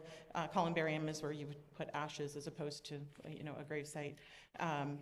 So, we have the lot. We're in the process of doing additional sort of planning, but the initial part has already been done. Yeah. Just so that everybody understands, I do encourage you to read the narrative in the budget book because we did explain quite a bit of it. Part of the cost, so it's across the street from the current one. We did look at other locations in town. This was already owned by the town because it was deeded previously, and anything else we were going to look at was going to require huge infrastructure changes, including like maybe a bridge or different things like that. So there will be, one of the things that will be happening is we will be adding a roadway that will go through the other one, because one of the requirements, you can't just have a little straight shot in. You have to be able to have all the vehicles be able to get around, including any hearses, any emergency vehicles and all that type of stuff. So we are trying to plan for the future, but not only just with traditional burials, but also for meeting the needs of non-traditional.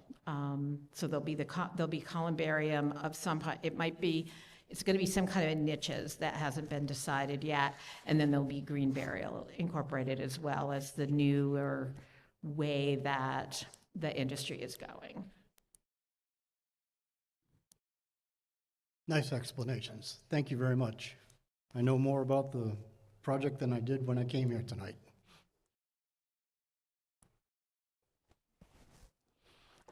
I know a lot of good people that are in that ground up there. All right, so Article 28 on borrowing for cemetery expansion. Further questions? 29, yes, Article 29. Yes. Will the rate of the lot go up if you want to buy a lot? It still just seems like a whole lot of money to spend for a cemetery. Will the rate of the lot go up to buy a lot? Hi, Holly Fitzpatrick. Yes, it will no longer be a $25. It will be closer to market. I hate to use market rate, but that's really what it is. Erving has traditionally undercharged for it. And we did some work with of reaching out to the various funeral homes, et cetera, and talked about that as well. And in our report, we do say that when the new one is ready, we will be changing it.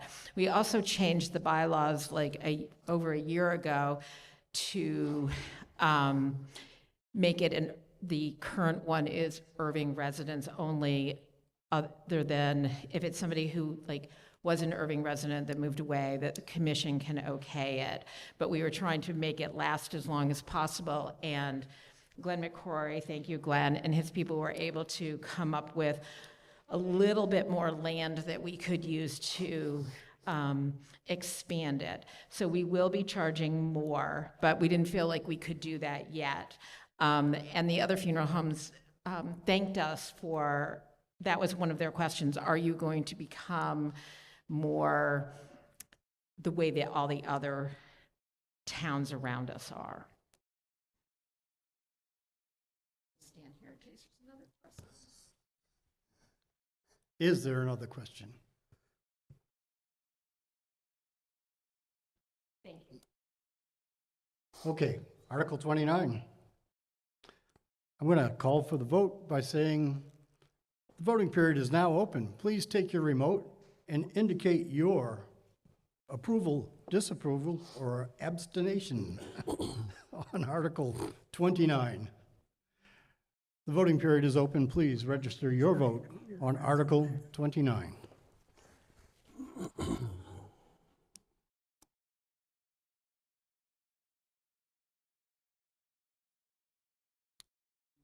And we're going to call for the vote to close in 3, 2, 1. So 44 to 11 passed. Yep.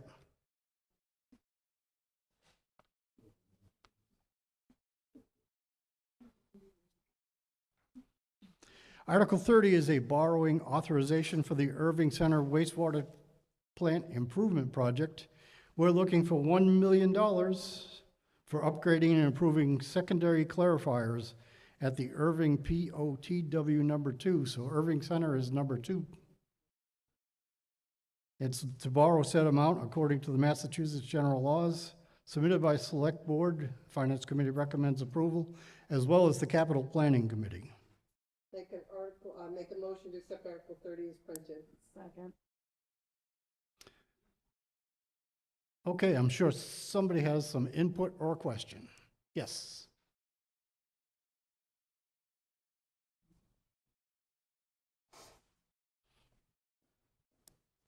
It's $1 million bond. It's a treatment plant that we currently only pay $1 a year for because Erving Industries runs it. So can you explain a little bit about what our costs are going to be to upgrade this plant that I know services Erving Center, but it's $1 million? So I'll let the chief operator explain what is being done because that is outside of my skill set. So you're welcome to come up, Pete, and speak to that for us, please. In terms of the costs, that's something that we will speak with Erving Industries about, but we have to start somewhere. So we have to start with a bond and get that, and then as part of that, we'll be discussing with them around how we share those costs. Please. My name is Pete Sanders. I'm the water wastewater superintendent for the town of Erving. Basically, what the borrowing money is for, the secondary clarifiers over the years have become dilapidated. They've been patched in various ways to keep them running. We do need to fix these because without them, the plant will not run properly. We wouldn't be able to process the waste from Erving Center. And we won't make our permitting requirements. So it's imperative that we fix them. So weirs are like fabricated gates and they direct the water flow. Yeah, the design of the tanks, the wastewater comes in, flows around. There's some baffles that are gone, rotted away. Part of the I-beam structures that support the motors in the center is rotted right through to nothing. You can actually stick your fingers through it. It's bad. Okay, those additional words just told me what you're talking about. Thank you. So I have a follow-up. How did they get that bad without us knowing that? Because it seems to me that preventative maintenance earlier on would not be costing us as much as it is now. Probably could have been a better job on the preventive maintenance. Since I've been with the town 22 years, it's the first time I've seen them drained. And upon draining them, the wastewater environment is very corrosive. So it has eaten the aluminum outer ring. anything above that tank, the water with the moisture, it's very corrosive. Like I said, it ate the I-beams. So it's in very need of repair.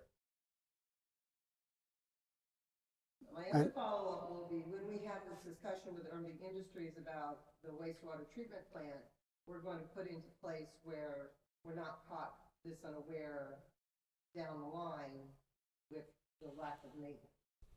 So, yeah, so we've been discussing that with the superintendent and the board, and as we've looked at capital planning, et cetera, we had the what we call the AMP plan. It was an assessment of all of our assets in wastewater, including POTW number 2, done by an engineering firm for us a couple years ago. It was a grant for that, and we did that work. So that helped us as well to identify what is needed everywhere and to start, focusing on it in a more structured way. And we've also spoke with the superintendent about collaborating on ensuring that we are staying on top of it as well, because at the end of the day, it's our permit, it's our plant. So ensuring that we're making sure that maintenance and assessments and all of those sort of things are happening on a timely fashion, and that we stay on top of those. And then ultimately the board has the appropriate conversations with Erving Industries about the operation and the ongoing costs.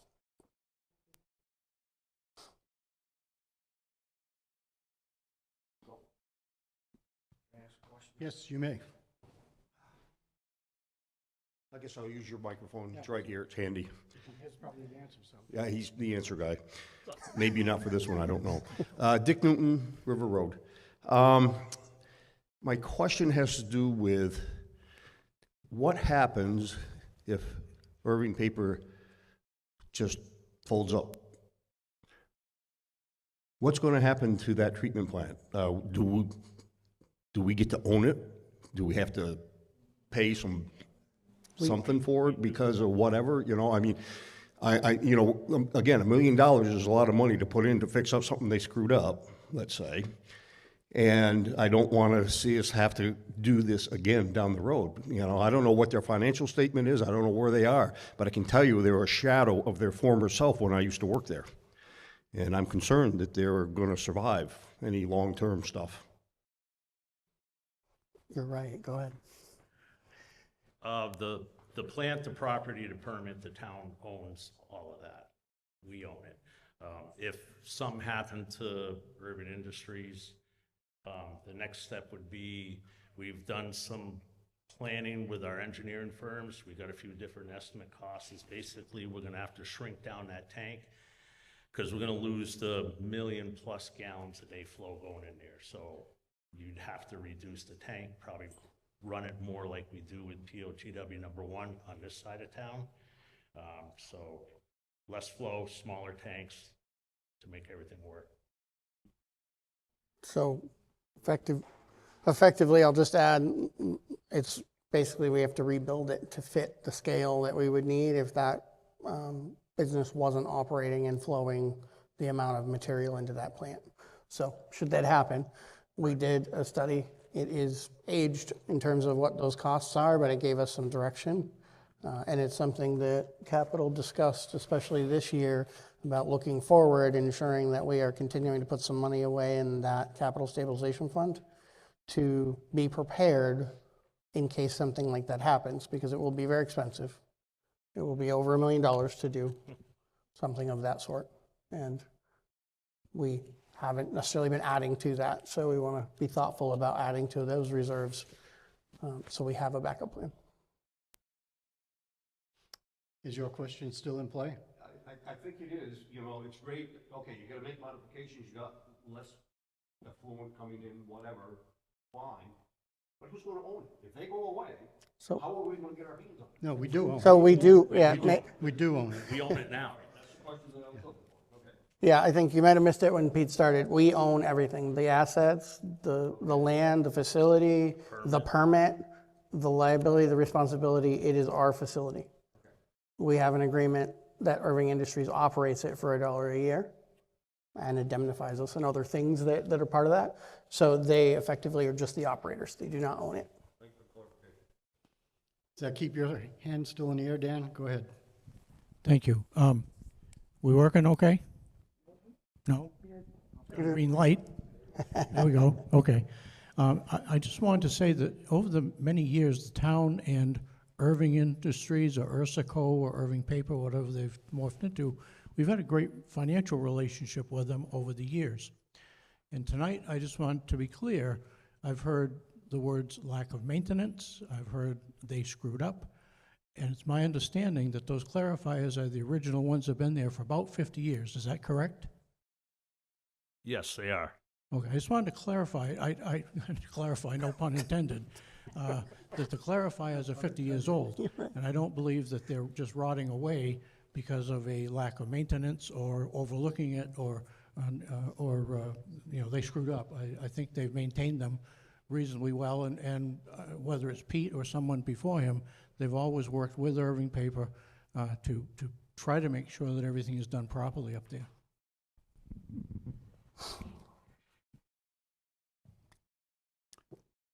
Okay, so Article 30, any further question and or discussion?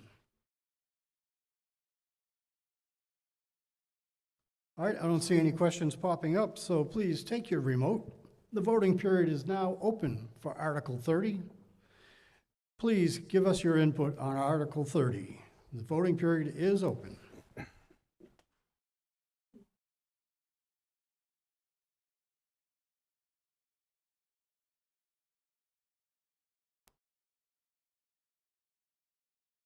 And that's darn near the number of people that are here that are voting. So yes, that is the number.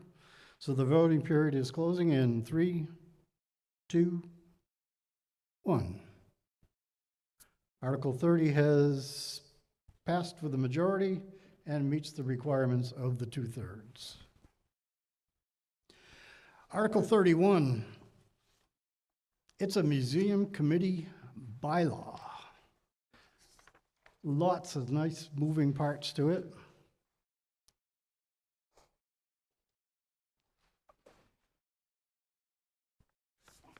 It's going to set up a museum committee. It's submitted by the select board and, no, it's submitted by the select board, and the finance committee recommends approval.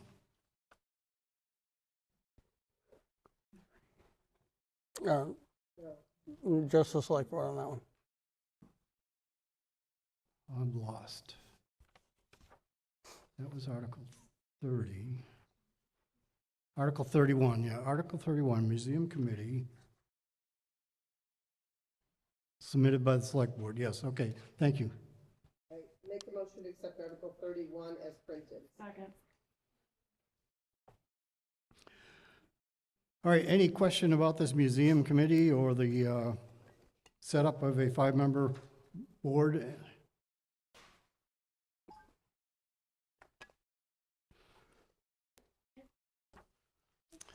Yes.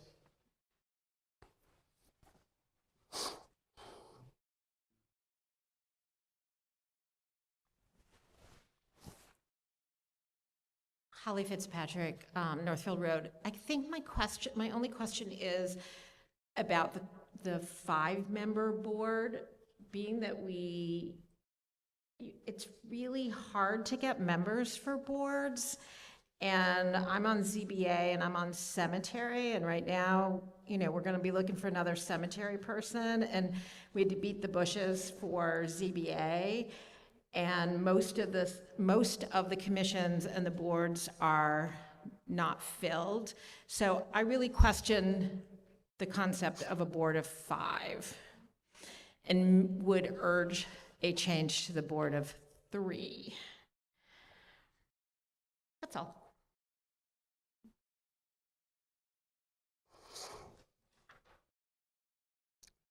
Is there a member of the committee that would like to speak to that recommendation? I know that's a discussion that we've had. Please come up, thank you, with the board about the makeup and the recommendations. Thank you.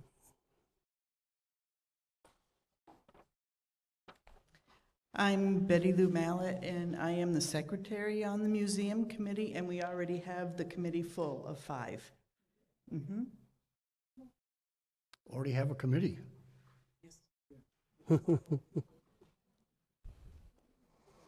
So we're not inclined to reduce the membership.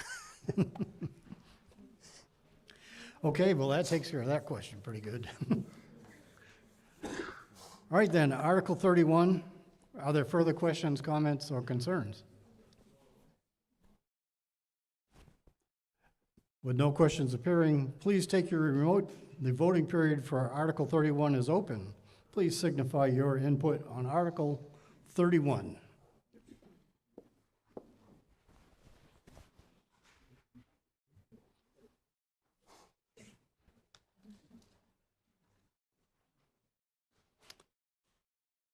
And the voting period will begin to close in 3, 2, 1. Article 31 is passed with a majority. We're off to Article 32. It's the adoption of a Massachusetts general law for the additional real estate exemption for taxpayers who are granted exemptions on their domiciles. There are several of these right in a row. Each one does something specific. Each one supports the other one. But this is the first of those articles. It's submitted by the Select Board and the Finance Committee recommends approval. Make the motion to accept Article 32 as printed. Second.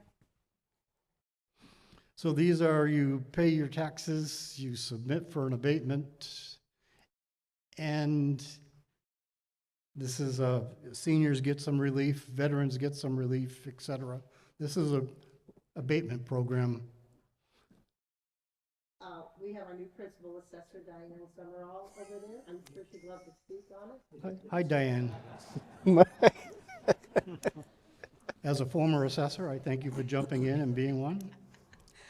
My name's Diane Summerall, and I am a non-resident of Erving, but I live in Turner's Falls.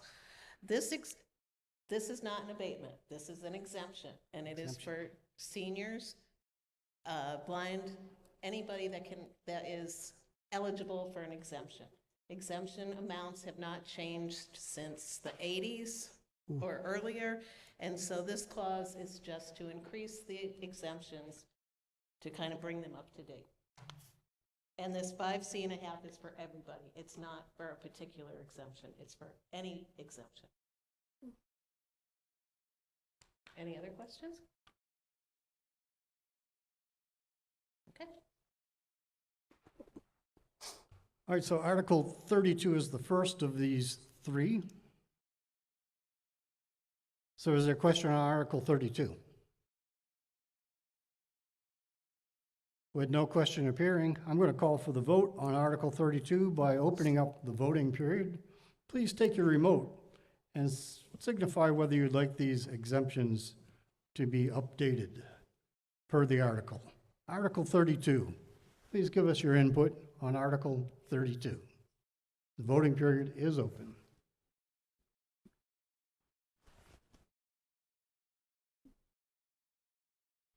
Looks like we're just about all the votes are in. So the voting period will close in 3, 2, 1. Article 32 is passed with a majority. Article 33 is the adoption of another Massachusetts general law related to exemptions. Again, a very specific look at exemptions, submitted by the Select Board and the Finance Committee recommends approval.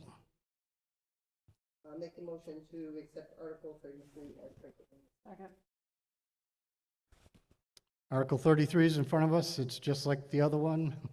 There are no questions, I believe. So I'm going to open up the voting period for Article 33. Please signify your input on Article 33.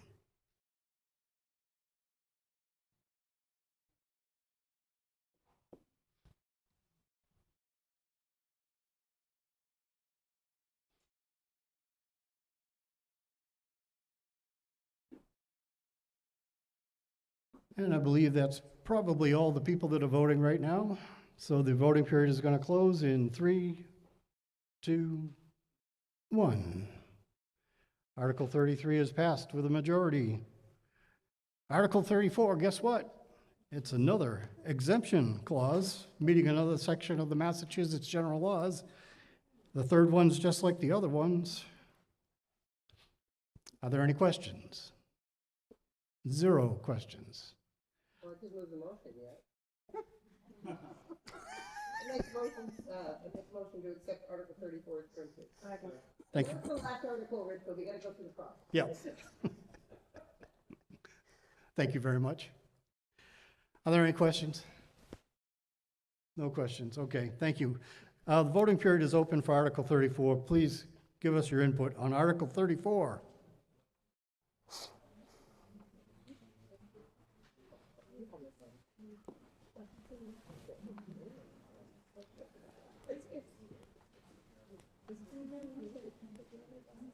And that's probably the full count on Article 34, closing in 3, 2, 1.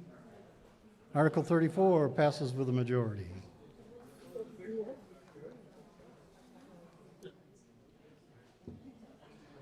Hey, just by clean sweep, bulky waste recycling day is Saturday, May 16th, 9 to noon, the Erving Highway Garage. Clean sweep, bulky waste recycling day, Saturday, May 16th, 9 to noon. May 16th. Oh yeah, it's coming Saturday.